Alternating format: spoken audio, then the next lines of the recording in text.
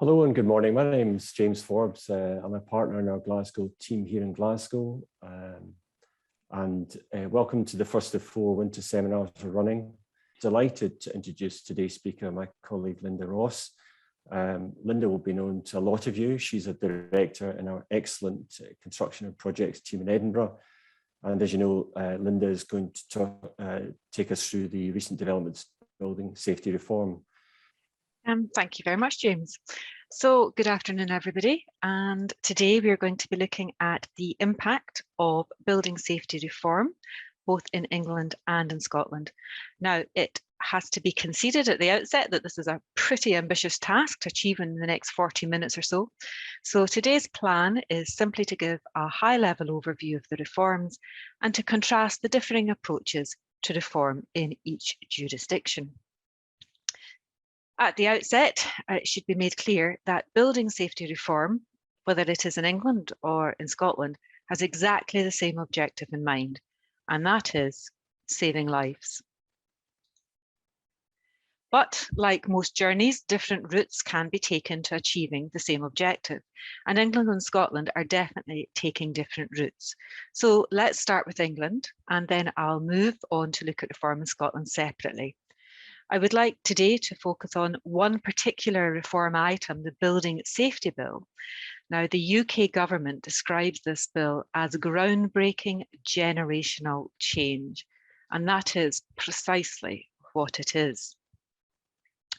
The bill represents wholesale change for all of those involved with property in England, including homeowners. The size of the bill at 222 pages and the number of supporting regulations and fact sheets evidence that scale. If a particular area of this presentation interests you today, please remember to look at the regulations and fact sheets, the fact sheets in particular are very helpful. What stage is the bill at? Well, it was introduced in the summer to the UK Parliament.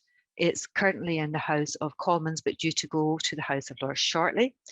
This is a priority for the UK government, and the intention appears to be to have it passed by the middle of next year. A couple of points to note. Firstly, the bill is likely to be amended, and what will matter is its final version, obviously. Secondly, it's also worth emphasising at this stage that while the majority of the proposals will impact English developments only, there are some provisions which will apply to the entire UK, including Scotland. So I will highlight those as we go through the presentation.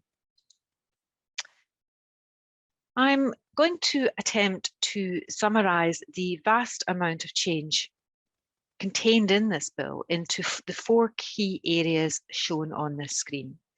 The new all-powerful building safety regulator, the changes that are going to be made to the building regulations.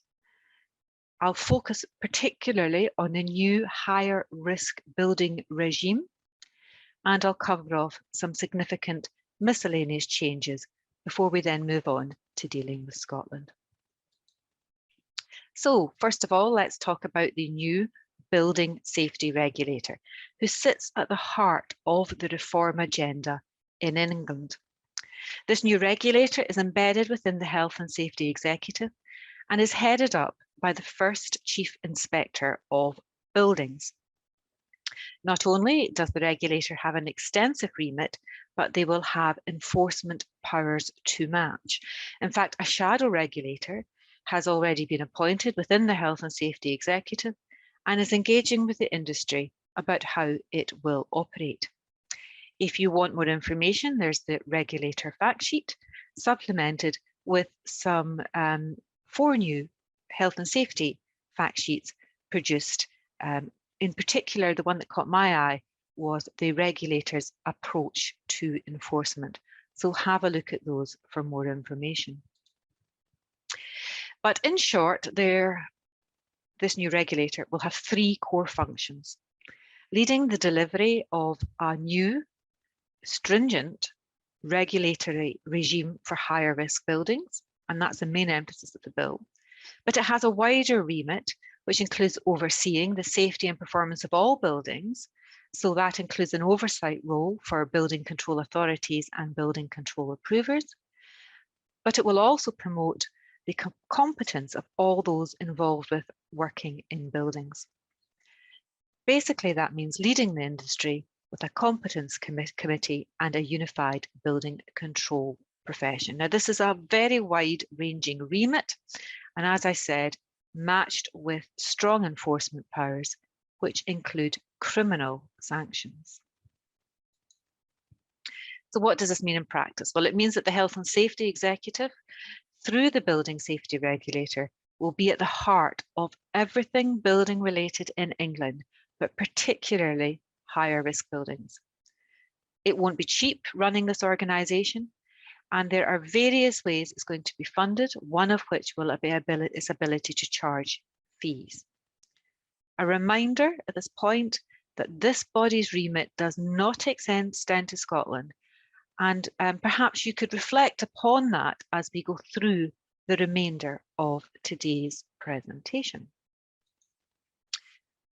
Now, the second key section of the bill concerns changes to building control authorities and building regulations. I'm not going to say very much about this. It's a huge topic. The Building Act sets out the framework for the building control system in England, and the changes being made to this Act through the Building Safety Bill are extensive and will make sure that it aligns particularly with the new role of the regulator that I have just mentioned, and with the new regime for higher risk buildings, which I'll give you more detail about in a moment. So just a few of the slides, a few of the changes are highlighted in this slide so that you can appreciate the scale of the changes. The focus is definitely on strengthening compliance with the building regulations. Many of the powers are given to the relevant building control authority, which in the case of this new higher risk building category will be the building safety regulator, but in other cases will be the appropriate local authority. How will having two tiers of building control authorities work in practice? On one hand, you'll have your local authorities, and on the other hand, you'll have your building safety regulator. That will be interesting. And again, as for Scotland, it should be emphasised that these changes do not apply, as we have our own regime, which has been updated as required, and I'll return to this point later.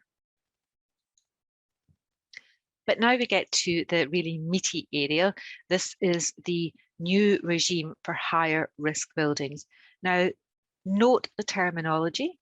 It is not solely about the height of the building. We're not talking about high rise building regime. It's high risk. It's about height and use. At the heart of this regime is the Building Safety Regulator, because basically they, or this new body, is the building control authority for higher risk buildings in England. The starting point is to understand that this new regime for higher risk buildings is that it applies across the life cycle of the building, from the planning and design and construction stages right through to occupation. The regime will cover the whole life of the building, and that's an absolutely key concept. But I can hear you asking this question already. What is a higher risk building? Basically, as currently drafted, it is those buildings over 18 metres in height or at least 7 stories, and is set out in a set of regulations, the draft of which has already been produced. These regulations have to be read alongside the bill. So, for example, they expressly cover care homes and hospitals.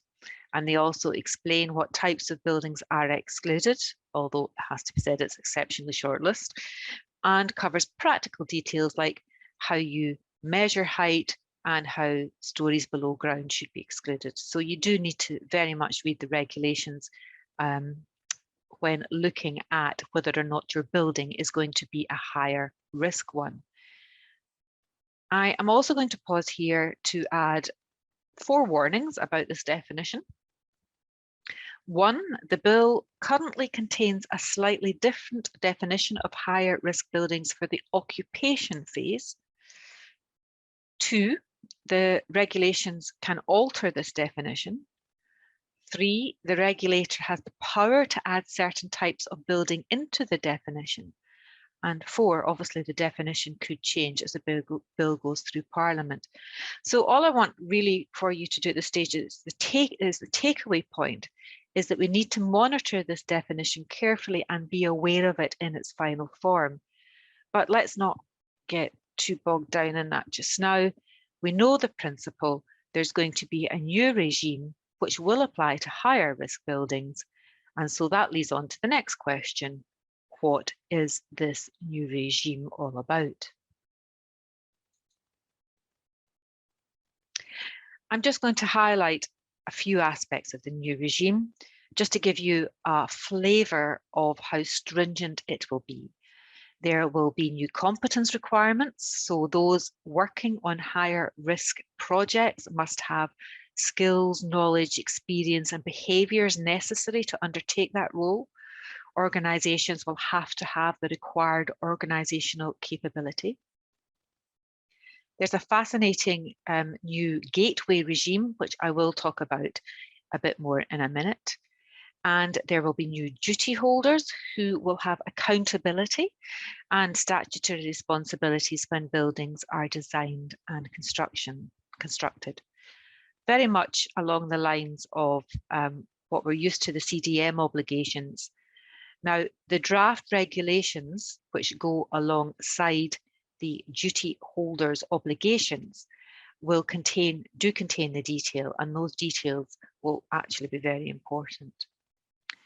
In the occupied phase, the change that really catches your eye is the new accountable person who will have a legal requirement to ensure the fire and structural safety of their buildings is being properly managed, and their obligations are considerable.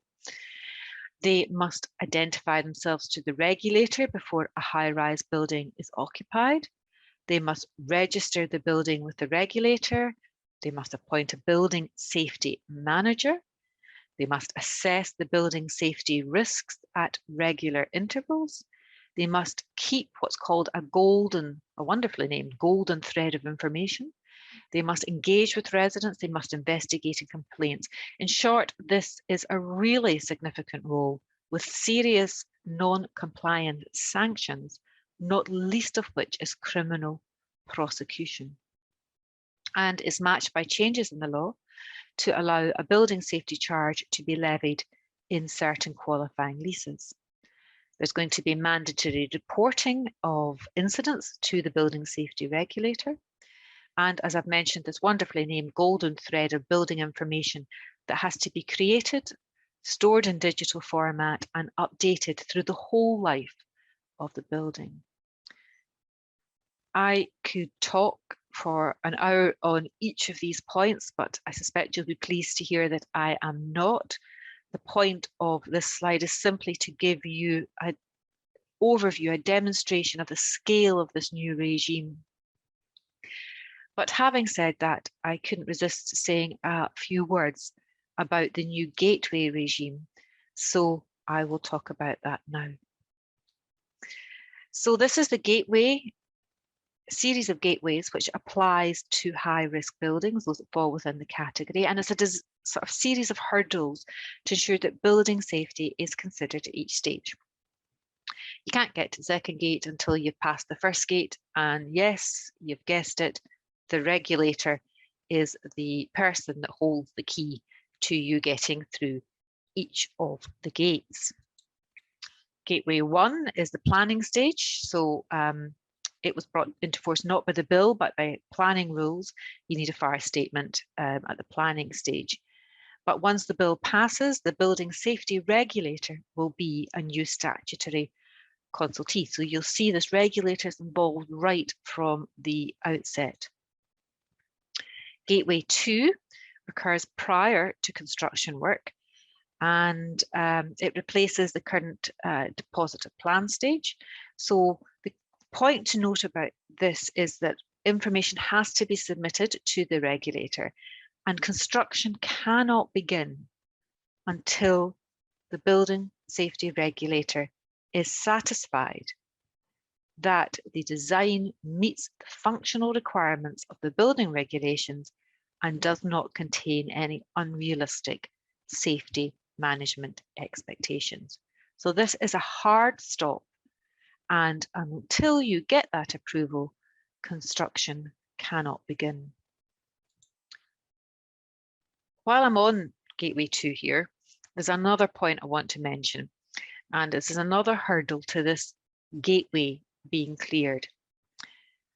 That is the building safety levy. Although it's sometimes also called the developer levy, it's sometimes called the Gateway 2 levy. Failure to pay this levy is another hard stop. You don't pay it, you can't start on site. To be clear, this levy is separate from the new UK-wide residential property tax, which you will have seen a lot about in the press recently, which will primarily impact larger developers and is due to be payable from the 1st of April.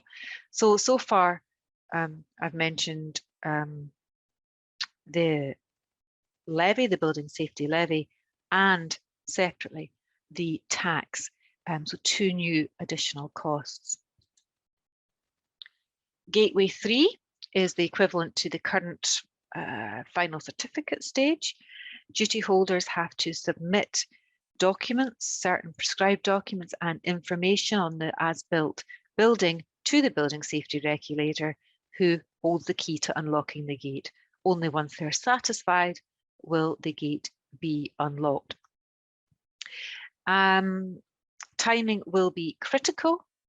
Concern has been obviously expressed about delays, particularly at the outset of this new regime, due to the lack of qualified people to do the necessary reporting and assessments. But it is worth noting that the latest fact sheets suggest that the regulator will have statutory time limits within which to consider applications, so that everything progresses through the gateways within the required period of time. What does this all mean? Well, here are just a few things to think about. The impact of having a separate regime for higher risk buildings. There can be no doubt that costs are going to increase for all concerned. And from a legal point of view, contracts will need to be amended to ensure there is clarity about responsibility for those costs, for who bears those costs, and for any delays that arise as a result of failure or delay in passing through the gateways. Okay, that's the higher risk regime, but the bill has a 4th and final section entitled Miscellaneous Changes, but that belittles their significance. Miscellaneous they may be, but they are also momentous. So here is a quick roundup of 7 of them. Okay. All of these miscellaneous changes are hugely significant, and each is also worthy of its own session.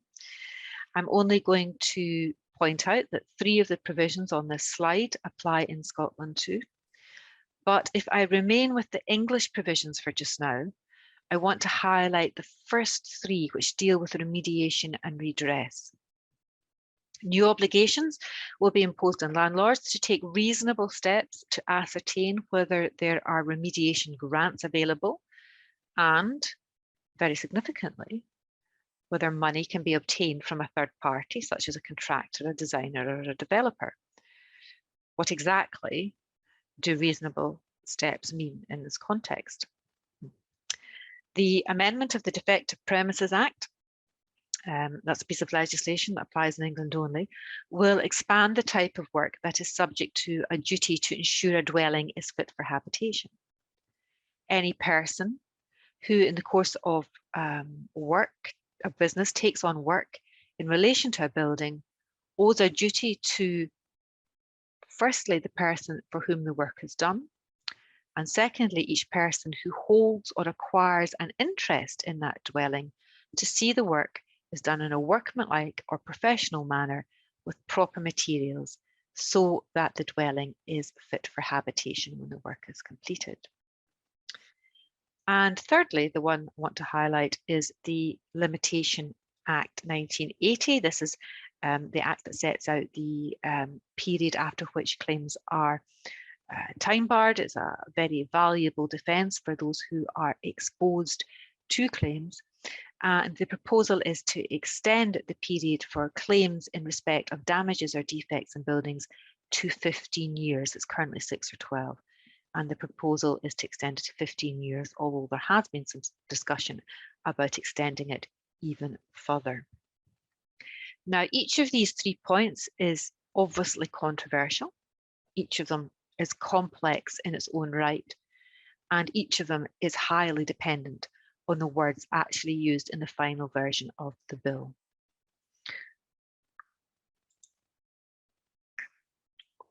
In a recent development, last week, a redress fact sheet was issued about the changes to the Defective Premises Act, and actually also about some changes that are being made to the Building Act, which will allow a claim to be brought for physical damage caused by breach of the regulations.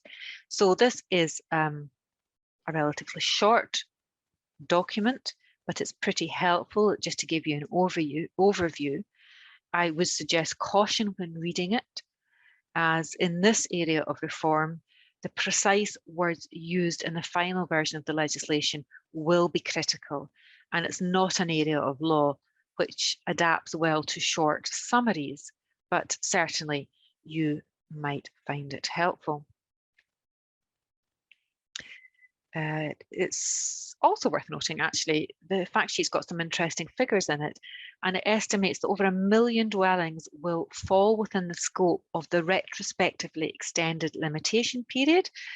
Of course, only a small number of them will actually have defects that would warrant a claim. And they also estimate that around 600 high-rise buildings, so that's 18 metres plus, and around 3,500 medium-sized buildings, that's 11 to 18 metres, will also fall within the scope of this retrospectively extended limitation periods. It's an absolutely fascinating change with massive impact. So cumulatively, the impact of these changes amount to an increase in the exposure of those who carried out work, both prospectively and retrospectively, and a corresponding increase in, therefore, in the ability of those with claims to pursue them. The impact could be significant, but a word of practical caution. We're all aware of how the passage of time hinders the ability to prove a claim in fact, never mind the issues that inevitably arise when property changes hands over time through a variety of companies which may or may not still have assets, or indeed insurance. Is a huge area, really interesting, but that's all I'm going to say at the moment. It's thought likely that the bill will receive royal assent somewhere in the middle of 2022, so next summer. Thereafter, it seems to be full speed ahead. 2023 is going to be a very busy year. Right, so hopefully by now you've got your head around that huge amount of change in England. Very much just a quick overview, and we're going to move our attention now to Scotland.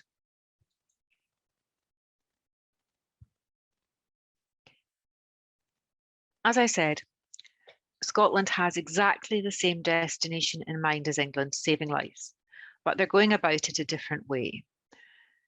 The majority of the significant proposals which I've just mentioned in the last 15 minutes or so do not apply in Scotland. Scotland has its own route map. It seems to me to be a much more targeted approach in the sense of improving the bits that need improved, filling in the gaps as required, rather than the wholesale, fairly radical reform approach that England is taking. I think it's fair to say that this is because in Scotland we started the review process from a different and better starting point Professor Cole's 2018 report, his review of building standards compliance and enforcement, noted that the current system in Scotland had much to recommend it, in particular the preemptive aspect of obtaining a building warrant prior to starting inside. He very nicely described what was required in Scotland as reshaping rather than fundamentally changing the system. And that is what we have seen played out in Scotland in the last couple of years. I will now highlight some of the Scottish changes, but as I go through them, contrast these changes with what I've been talking about already in relation to the English approach to reform. Since 2017, the Building and Fire Safety Ministerial Working Group has been meeting to review building standards, fire safety, to ensure that people in Scotland are safe in Scotland's buildings. What have they done to date? Well, on the slide, you'll see some of what they've done in relation to fire safety. I suspect we all have smoke and heat alarms on our house to-do lists. Fire safety standards were changed, including cladding requirements on buildings over 11 metres and escape provision on buildings over 18 metres. As far as building standards are concerned, the two technical handbooks which provide guidance on achieving the standards set out in the Building Scotland regulations have been updated. But 5 more recent developments are what I would like to talk to you about. The first 4 on this slide are primarily looking to solve the problems of the past, while the 5th looks to primarily to the future. These developments are compiling an inventory of high-rise domestic buildings in Scotland, getting a single building assessment process underway, issuing a new Scottish advice note, dealing with the mortgage lending EWS1 form problem, and consulting on a ban of the highest risk cladding products going forward. So, a few words about each. First up, assessing the scale of the historic problem in Scotland. This report, which was issued in September, is definitely worth a read. It reports on the data from many sectors, both residential and non-residential, noting that 393 buildings have been identified so far with high pressure laminate panels. But what is important to note is that these panels do not, the report says, present the same risk as the ACM panels, which were the type used in Grenfell. But I'm not an expert on this technical detail, and I would recommend that you read the report. Second, this summer also saw the cladding assessment programme kick off. So this is a single building assessment carried out on the whole of the building. And of 25 buildings identified to kickstart the programme, 1 was in Aberdeen, 8 are in Edinburgh, and 16 are in Glasgow. To protect the privacy and confidentiality of the owners, the buildings chosen as part of the scheme are not being identified. Note also that this assessment programme is just that, it is an assessment. It is described as a route to public funding for remediation, but that is all. No remediation cost assurances are given. Thirdly, we now turn to assessing how the risk in existing buildings, and in August we saw the publication of the Scottish Advice Note determining the fire risk posed by external wall systems in existing multi-storey buildings. Yet another good read. This advice note applies to existing multi-storey premises of 2, I'll emphasise that, of 2 or more stories. So if you are involved in this area, I recommend having a look at it. Part 1 is of particular interest to those with the responsibility for fire safety, such as building owners, building managers, etc., while part 2 is more technical and will be of particular interest to those who undertake fire risk assessments and appraisals. The fourth point I wanted to mention was one of the knock-on problems, which we are certainly being asked about, is the issue which has arisen with EWS1 forms. Now, what's that? When people try to buy, sell, or remortgage flatted residential properties in buildings which have external wall cladding, then they've encountered problems in obtaining mortgages, because that required completion of an external wall system form called an EWS1 form by surveyors. So a ministerial working group looked into this and they reported in March. Again, that's a report to read, but in short, it concludes that once single building assessments are up and running, there should hopefully be no need for these forms in Scotland.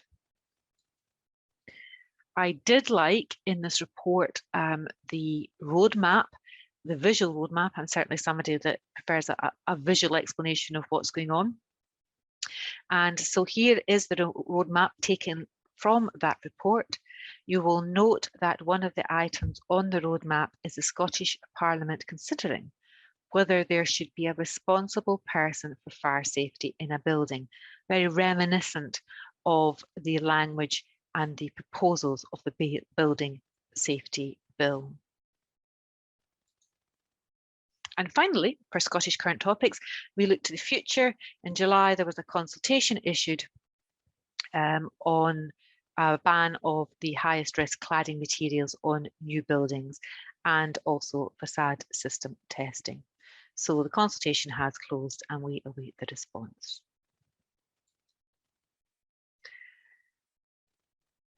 What do the different approaches to reform in England and Scotland mean in practice? I think I've given you enough to hopefully let you form your own views. Looking to the future, I think it will have become apparent from all that I've said that there will be increasingly divergent building safety regimes in England and Scotland. For me, one of the most interesting divergences will be the fact that the role of this all-powerful building safety regulator within the Health and Safety Executive will stop at the border.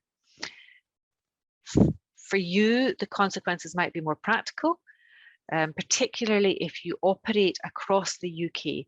How are you going to manage the resources required to comply with two such different regimes? And how will you manage the increased costs in England in particular? Looking to the past, this divergence impacts the past as well. Who pays for the defective cladding?